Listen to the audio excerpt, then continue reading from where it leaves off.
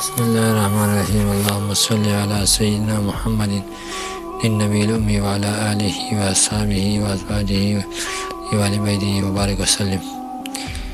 سیرت طیبہ کے مطالعہ ہمارے لیے بہت ضروری ہے۔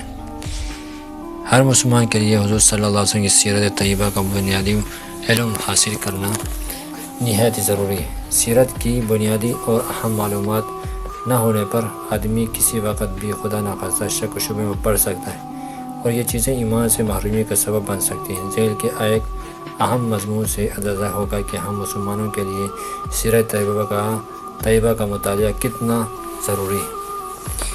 ایک صاحب اپنے مضمون میں لکھتے ہیں کہ ایک محفل میں جانا ہوا، اس میں ہڈی جوڑ کے ماہر ڈاکٹر عنایت اللہ بھی تھے۔ اس محفل میں اسلامیات کے ایک پروفیسر صاحب نے حضور صلی اللہ علیہ وسلم کی گھریلو زندگی پر مفصل بیان فرمایا۔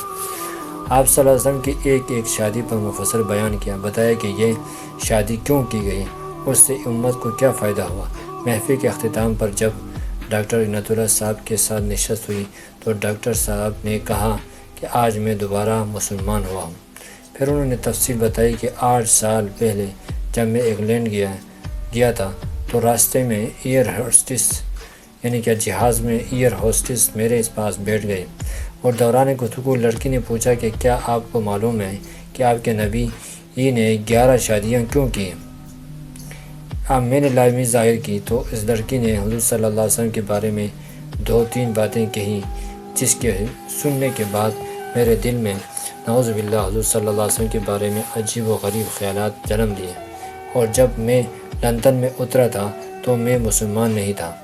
انگلستان میں 8 سال قیام کے دوران کسی مسلمان کو نہیں ملتا تھا۔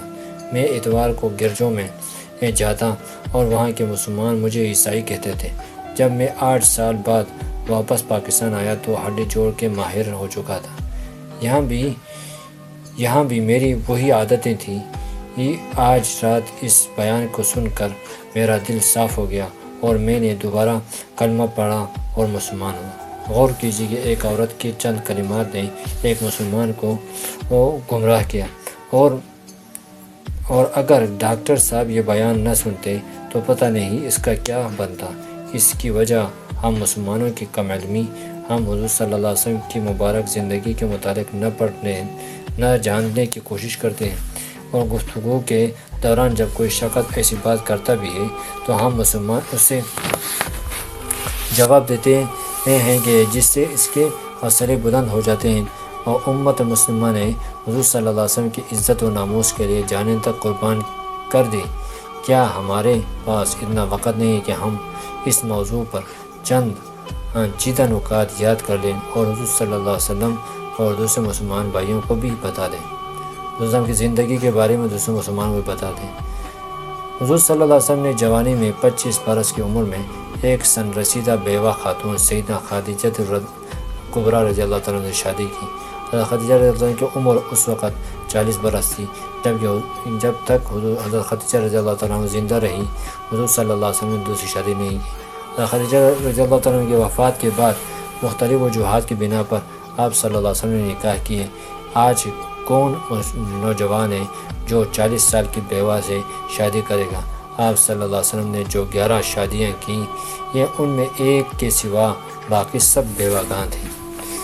جنگ احد میں 70 صحابہ کرام شہید ہوئے تو بیوہگان یتیموں کے سہارے کے لیے حضور صلی اللہ علیہ وسلم نے صحابہ کو بیوہگان سے نکاح کے لیے فرمایا، اور ترغیب کے لیے آپ صلی اللہ علیہ وسلم نے حضرت سودا، حضرت ام سلمہ، حضرت زینب بنت جحش خزیمہ سے مختلف اوقات میں نکاح کیے۔ آپ کے اتباع میں دیگر صحابہ کرام نے بھی بیوہگان سے نکاح کیے، جس کی وجہ سے بے آسرا گھرانے آباد ہو گئے۔ اہل عرب میں دستور تھا کہ جو شخص ان کا داماد بن جاتا تھا، اس کے خلاف جنگ کرنا اپنی عزت کے خلاف سمجھتے تھے۔ ابو سفیان اسلام لانے سے قبل حضور صلی اللہ علیہ وسلم کے شدید ترین مخالف تھا، مگر جب ان کی بیٹی ام حبیبہ سے حضور صلی اللہ علیہ وسلم کا نکاح ہوا تو یہ دشمنی کم ہو گئی۔ ام حبیبہ شروع میں مسلمان ہو کر اپنے شوہر کے ساتھ حبشہ کی طرف ہجرت کر گئی تھی، وہاں اس کا شوہر نصرانی ہو گیا۔ ام حبیبہ رضی اللہ تعالیٰ عنہ نے اس سے علیحدگی اختیار کی اور بہت مشکلات سے گھر پہنچی۔ حضور صلی اللہ علیہ وسلم نے اس کی دل جوئی فرمائی اور حبشہ کے بادشاہ کے ذریعے اس سے نکاح کر لیا۔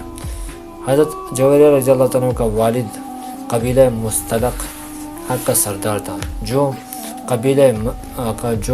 یہ قبیلہ مکہ اور مدینہ کے درمیان رہتا تھا۔ حضور صلی اللہ علیہ وسلم نے اس قبیلے سے جہاد کیا، ان کے سردار مارا گیا۔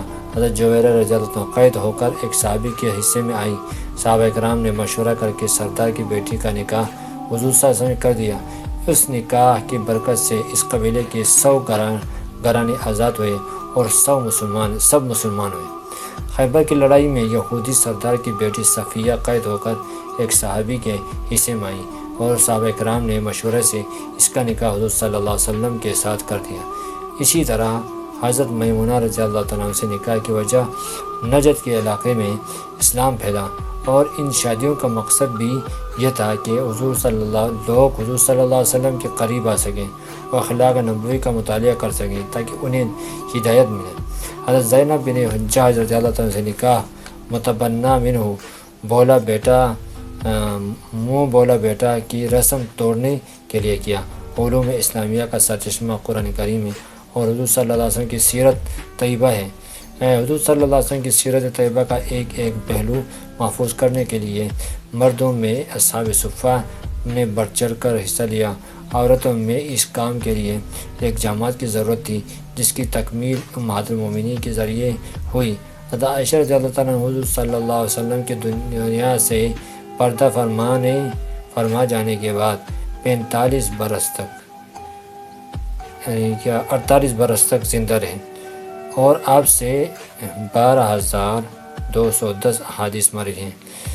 حضرت ام سلمہ کی روایات کی تعداد 368 ہے۔